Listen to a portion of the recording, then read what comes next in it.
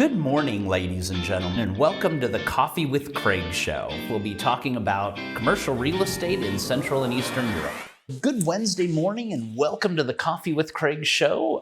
We're here in Warsaw this morning. Great day outside. Lots of exciting news I see on Winston's notes there. We have a lot happening this week. We're going to be filming the part of the Coffee with Craig show from Kiev this week. So if you're in Kiev and you would like to come and maybe do an interview with us or talk to us a little bit about what's going on and the business side or just humanity side of Kiev and how life is there, and and also what if there's any business opportunities for our readers and our viewers of Coffee with Craig. So let me know. I'll be there Thursday, Friday, Saturday. And happy to meet up with anybody and just even to have a chat and see what's going on. So let us know. We'll be doing some of the filming there, some interviews already, Minister of Infrastructure, quite a few of the owners of the real estate there, and some professionals in the real estate side as well. Also, it looks like Director of AmCham, so quite a good group of people to talk to, and some interesting interviews. So we'll also take some pictures, do some little videos of Kiev, and try to give you a little bit of an insight how everything is there. So stay tuned to all the shows. We'll kind of be doing Ukraine week there, I guess, or Kiev week anyway. We're probably going to stay in Kiev most of the time. Right now we'll jump to a little break. We also have our events, which is in October, starting with our CRE Awards in Budapest on October 20th, and then October 27th, exactly a week later, we have our CEE Investment Awards here in Warsaw. And starting out the month, our magazine at EXPO Real. So EXPO Real from 4th through 6th of October. We've got some great editorial, a lot on the logistics, e-commerce. I saw a bit on retail already coming together, and office. And of course the financial markets and the capital markets. So a lot happening there. And we'll take a little break, show you a video of our events.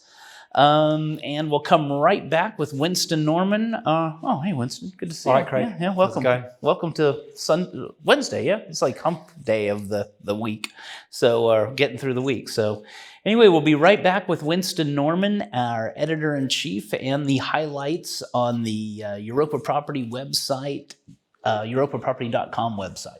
Ladies and gentlemen, this is Craig Smith, publisher of EuropaProperty.com. Welcome to the 4th annual Europa Property CRE Awards, the only international real estate awards event based in Budapest, Hungary, and covering the surrounding region. After a year of online events, now we are finally able to meet face-to-face with international, regional, and local commercial real estate professionals. With over 10 countries covered, including Hungary, Czech Republic, Slovenia, Slovakia, Serbia, Croatia, Montenegro, Bosnia and Herzegovina, Albania, and Ukraine, this will be an event not to be missed. Check out our website, creawards.net or EuropaProperty.com.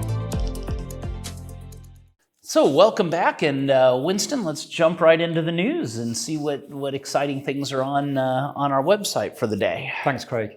We'll start today with a report from Cushman Wakefield, and they've reported on the first 6 months of 2022, and as many as 15 new retail brands have joined the Czech market, which is the highest number since 2018. So it's a nice little uptick there. And it's also, they say that it bodes well for the second half of the year because historically the second half usually sees more retail brands joining the market with the run up to Christmas and everything. Right. So they're estimating that they're expecting to see maybe 40 newcomers to the Czech market this year. Well, that's great because that falls right in line with our CEE retail marketplace, which we're doing May 18th again next year, and really bringing as many retailers, international retailers, to Prague and to see the CEE market and what are the opportunities. Yeah, I mean, according to Cushman, Prague is a very attractive market for first-time retailers entering the region. They like to go into Prague and then check out the market and then launch out, use that as a base to launch their operations throughout the region. Yeah, perfect place to launch. And of course, Cushman's got, all the great locations. They certainly have. Moving to Hungary, and Panattoni is tapping into the last mile demand around Budapest. As you know, and at the end of 2021, they acquired two land sites near Budapest of around 100,000 square meters. And now they've started to speculatively build the first one, which is 17,300 square meter last mile logistics facility. It's about 12 kilometers from the Budapest city centre. And on completion, it'll have four modern facilities ranging in size. And as most companies today, Panattoni is targeting zero carbon emissions. And from 2025, and also this project will be BREEAM very good on completion. Wow, yeah, well, that's great news, because I was talking to them a couple months ago, and they said, we've got a couple projects in the pipeline. I'll let you know when it happens. So must have happened. Must have happened, yeah. And that apparently Hungary, in comparison to some of the other kind of, or Budapest rather, compared to like Vienna, Bratislava, and Zagreb, it's kind of got a low amount of warehouse space around the capital. So and it's got a rough 3.3 million inhabitants around there. So lots of potential for business. Yeah, and also good news for investors, especially foreign investors, because Panattoni is known to sell these projects as opposed to most of the developers in Budapest or in Hungary that are generally hanging on to their projects. It's going to kickstart that sector, I would imagine. So exciting to see these two projects get started. Staying in the investment market and moving to Austria, and Christie & Co. They reviewed transactions for the first half of the year in the hotel sector, and they see that leisure hotels and city centre hotels have changed hands, and it's generating a transaction volume of around 230 million euros for the first 6 months. And this is a general increase in demand, because in the first half or in 2021, there was a transaction volume of 400 million euros. So the hotel sector is again picking up, and institutional investors are being drawn to this asset class. Right. Well, most of the hotels I'm in and visiting, they are busy. Yeah. There's since the pandemic, generally there's been people have been flocking back to vacations. Right.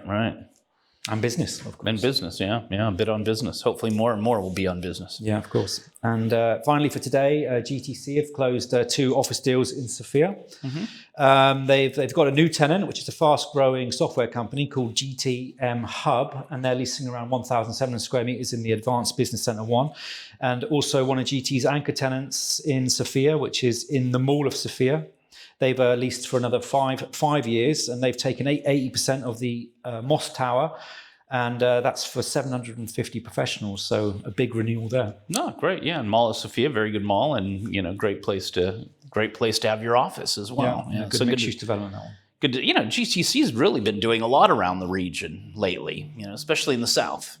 Yeah, they're one of the stronger regional players, I think. They've got a portfolio throughout the region, and they are strong in southeastern Europe. Yeah. Well, great. Well, that's all for today. That's all for today, Craig. Excellent. So thank you for watching Coffee with Craig this Wednesday morning, and next time we'll see you. Hopefully, we'll see you in Kiev. If you're there, definitely drop me a message. We'd definitely like to meet up with you, and if not, we'll see you tomorrow here with the news. Click here to subscribe to the Coffee with Craig show, and don't forget to share it with your friends.